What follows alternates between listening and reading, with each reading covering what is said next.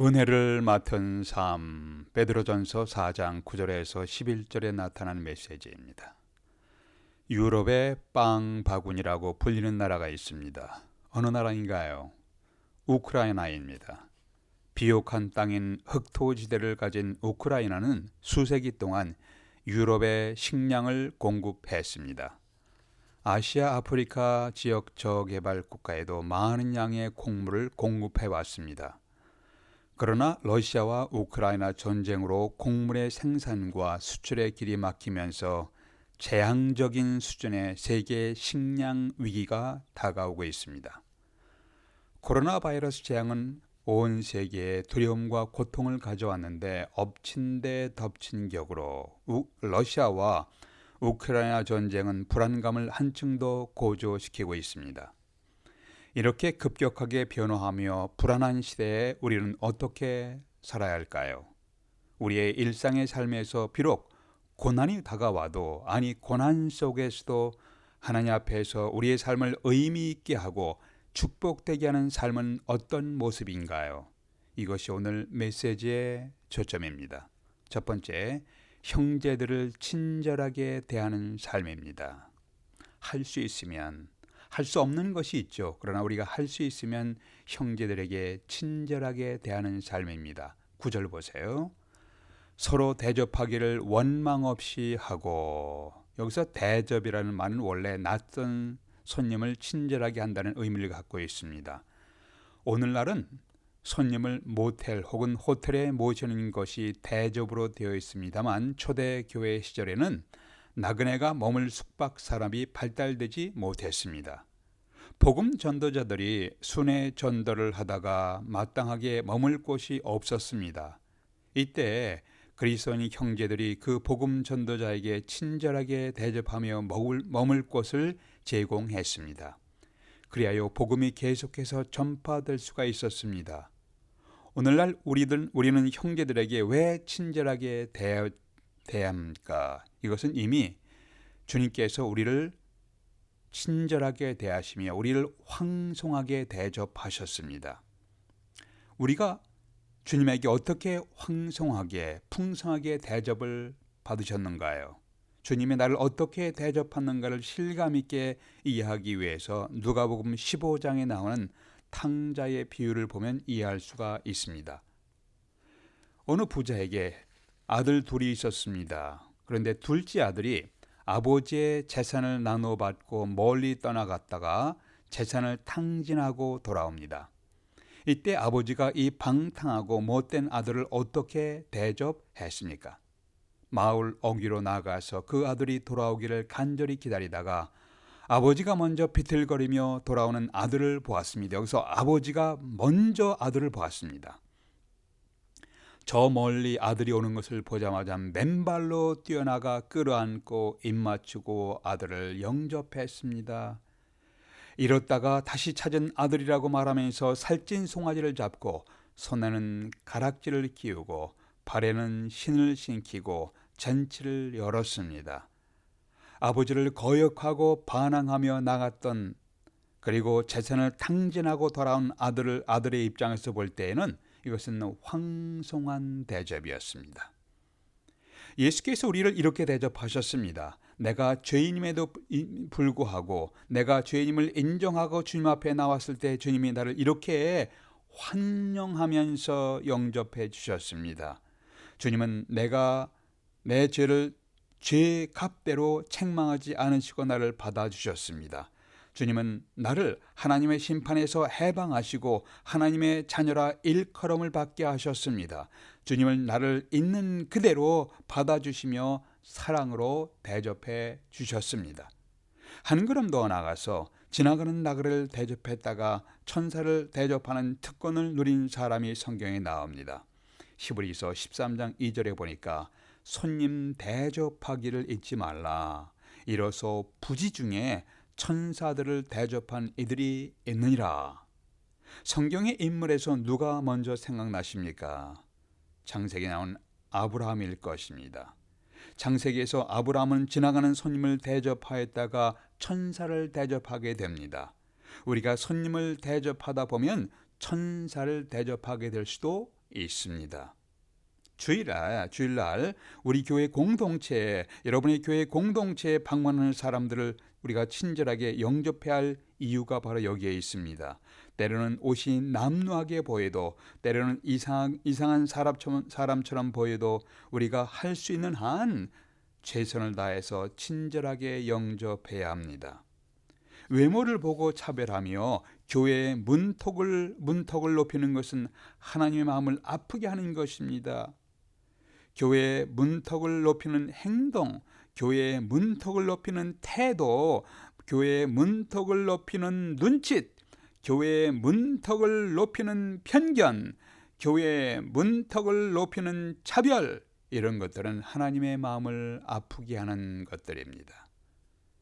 제가 청소년이었을 때 저희 고향 교회에서 몇 신학생 전도사님들께서 성탄절에 누더기 옷을 걸치고 찢어진 모자를 눌러 쓰고 교인들의 집을 방문하고 다녔습니다.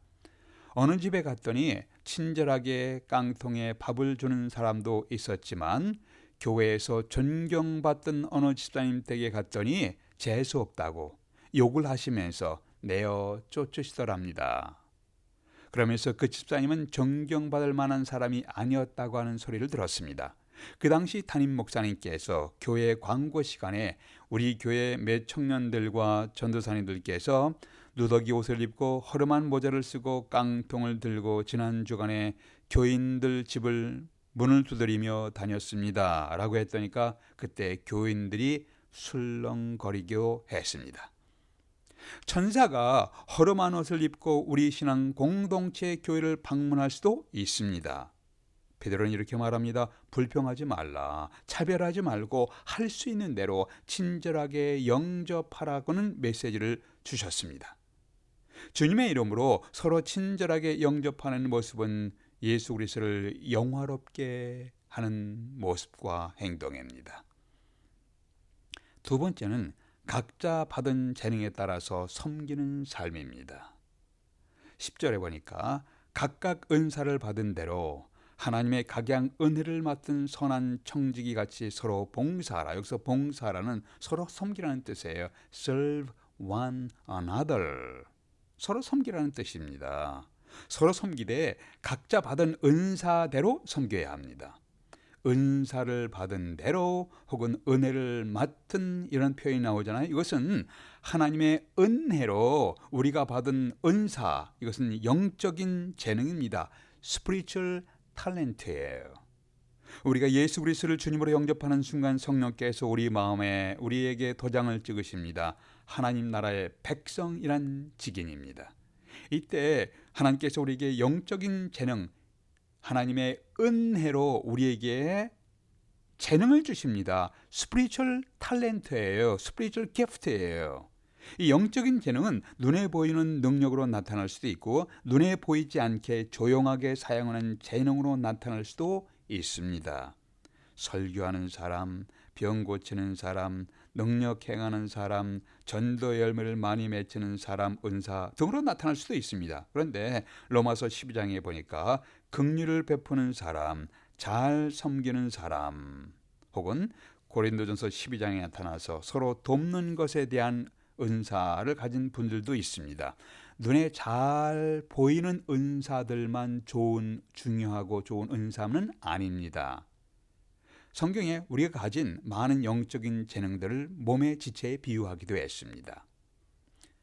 우리 몸에 눈, 손, 귀, 입, 발가락 여러 가지 지체들이 붙어 있습니다. 우리 몸에 붙여 있는 지체들 중에 필요하지 않은 부분이 어디 있습니까? 제 몸에 붙어 있는 모든 지체들은 하나하나가 저에게 모두 필요한 존재들입니다. 눈에 보일 수도 있고 눈에 보이지 않을 수도 있습니다. 우리가 받은 영적인 재능들이 모두가 다 달라요. 각기 다른 재능을 가지고 섬길 때 몸인 교회 공동체는 건강하게 세워져 갑니다. 그래서 본인에게 어떤 영적인 재능이 있는지를 살피고 그 재능을 사용할 수 있는 분야를 찾아보십시오. 우리는 각기 가진 재능으로 섬기도록 부르심을 입은 사람들입니다. 그런데 우리는 어떤 사람에게 나를 섬기라고 요구할 권한은 없습니다. 당신 나를 이렇게 섬겨야 돼. 그런 권한이 없습니다. 나를 섬기지 않는다고 내가 비판할 자격도 없습니다. 단지 우리는 예수님께서 우리를 섬기신 모본을 기억하시면서 섬김의 도리를 배워가고 있는 사람들입니다. 눈에 잘 보이는 은사들도 있고 눈에 보이지 않는 은사들도 있습니다. 그러나 각기 받은 재능으로 각기 받은 영적인 은사들로 섬기는 삶이 하나님을 기쁘시게 하고 하나님을 영화롭게 합니다. 세 번째, 각자가 선한 청지기로 봉사하는 삶입니다. 삶이 어렵고 고난 속에서 혹은 고난이 다가오는 시대 속에서 우리가 살아야 할 모습 세 번째, 각기 선한 청지기임을 기억하면서 섬기는 삶, 봉사하는 삶입니다. 10절에 보세요. 선한 청지기 같이 서로 봉사하라. 여기 청지기란 단어를 주목하십시오. 청지기가 누구입니까? 청지기란 자기의 재산이 없습니다. 청지기는 주인의 재산을 맡아서 관리하는 사람이에요. 그러므로 청지기는 다음과 같은 의식을 가져야 합니다. 이 모든 재산은 주인님의 것입니다. 나는 주인님이 기뻐하시는 대로 이 재산을 사용해야 합니다. 청지기는 늘 주인의 뜻을 의식하면서 재산을 관리하고 사용해야 할 책임이 있습니다. 청지기 정신이 나타나는 몇 가지 중요한 분야가 있습니다. 첫 번째가 시간입니다. 여러분과 제가 가진 시간은 영원히 우리의 것이 아니라 우리가 살아갈 동안에 주어진 기회입니다. 우리는 시간의 청지기입니다. 시간 사용에서 우선순위를 정해야 합니다. 그렇지 않으면 분주하게 살아가지만 목표 없이 방황하는 모습이 될 수도 있습니다. 사도 바울은 이렇게 말씀합니다. 세월을 아끼라. 때가 악하니라. 에베소서 5장 16절입니다. 세월을 아끼라. 시간을 아끼십시오. 시간을 최대한으로 활용하시면서 지혜롭게 사용하십시오. 라는 메시지입니다. 나는 시간의 청지기로서 시간의 주인 대신 하나님의 뜻을 헤아리며 사용하고 있는가 자문해 보십시오. 또한 우리는 재물의 청지기입니다. 시간의 청지기일 뿐만 아니라 우리는 또한 재물의 청지기입니다. 성경은 내 하나님 여호와를 기억하라. 그가 네게 재물 얻을 능력을 주셨음이라. 신명기 8장 18절입니다. 우리가 재물 얻은 것도 하나님께서 우리에게 재물 얻을 능력을 주셨기 때문에 재물을 얻을 수가 있습니다. 어느 미국 교회에서 목사님이 헌금에 대해 설교할 때 교인들이 무슨 생각을 하는가 궁금해하면서 설문조사를 했답니다. 제 1위가 이것입니다. 도대체 전능하시고 부유하신 만물의 주인이신 하나님께서 왜 별로 부유하게 살지도 못하는 나에게 나의 돈을 필요로 하시는가? 라는 생각이었다고 합니다. 여러분, 헌금은 결코 하나님의 부족함을 채워드리는 행위가 아닙니다. 우리의 믿음과 헌신의 표현이 헌금입니다. 현재 내가 누리고 소유한 모든 것은 궁극적으로 하나님께서 내게 허락하신 것들입니다. 우리가 드리는 헌금은 하나님께서 내게 베푸신 은혜에 대한 감사의 응답입니다. 또한 우리의 전체 인생이 청지기 인생이에요. 우리 전체 인생 다 청지기 인생입니다. 우리가 건강할 때는 자신만만합니다. 자신만만하게 살아갑니다. 건강할 때. 그러나 우리가 질병에 걸려서 병원에 누워 있으면 시한부 인생이라는 선고를 받으면서 비로소 깨닫게 되는 것이 있습니다. 내 목숨은 내 마음대로 할 수가 없는 것이구나. 내 목숨도 내 인생도 영원히 내 것이 아니었구나. 이것을 너무 늦게 깨닫는 사람들이 있습니다. 여러분과 우리는 하나님에 의해서 지음받은 자입니다. 내가 소유하고 누리는 모든 것은 창조주 하나님께서 우리에게 일시적으로 맡겨주신 것들입니다. 나는 하나님의 것들을 위탁받은 청지기입니다. 내가 누리는 모든 것은 하나님께서 내게 잠시 일시적으로 위탁하신 것, 우리는 인생의 청지기입니다. 그래서 11절은 이렇게 말씀하고 있습니다. 만일 누가 말하라면 하나님의 말씀을 하는 것 같이 하고 어떤 사람에게 말씀을 잘 전달하는 재능을 주셔서 성경을 잘 가르치게 될 때 사람들에게 칭찬을 받습니다. 이때 그 사람은 이렇게 말해야 합니다.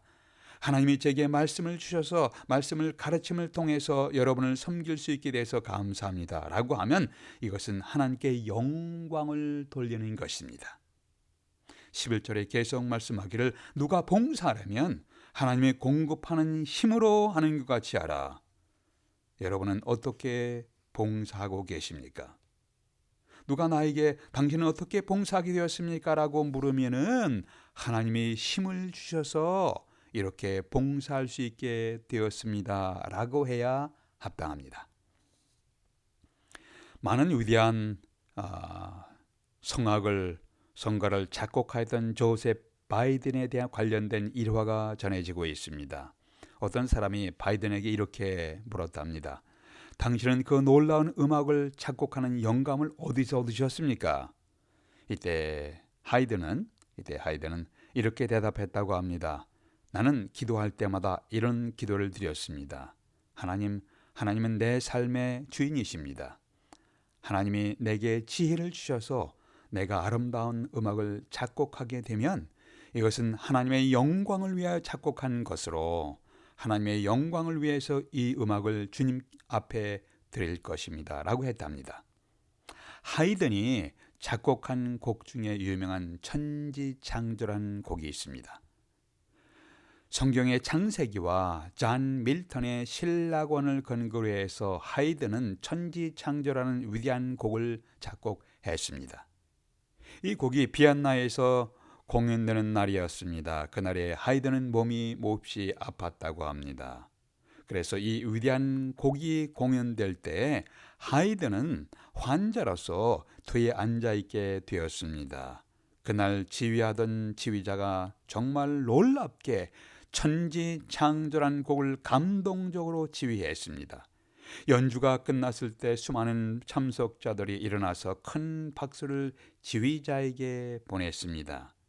그때 지휘자는 청중의 박수를 중단시키면서 뒷좌석 발코니에 앉아있는 하이든을 가리키며 이렇게 말했다고 합니다. 저 사람입니다.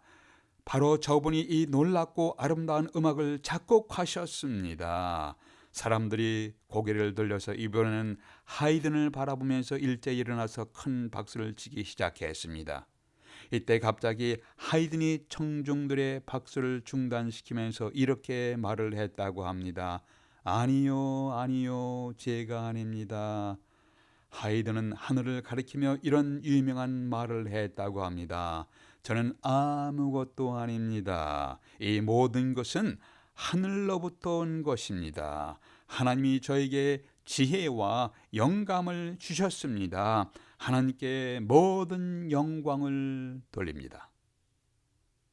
현재 우리가 소유한 생명도, 우리가 소유한 재능도, 시간도, 우리가 소유한 물질도 이 모든 것은 궁극적으로 창조주 하나님이 허락한 것이기에 하나님께 감사하며 하나님의 뜻을 이루는 데 사용하소서.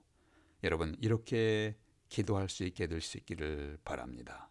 기도하시겠습니다. 아버지 하나님, 현재 저희들이 먹고 마시고 누리는 모든 것은 궁극적으로 하나님이 허락한 것임을 압니다.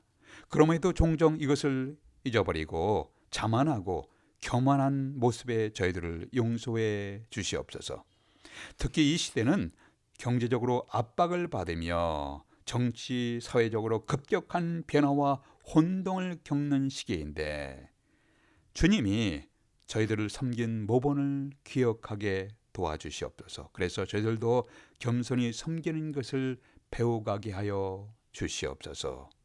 우리의 주님 예수 그리스도의 이름으로 기도하옵나이다.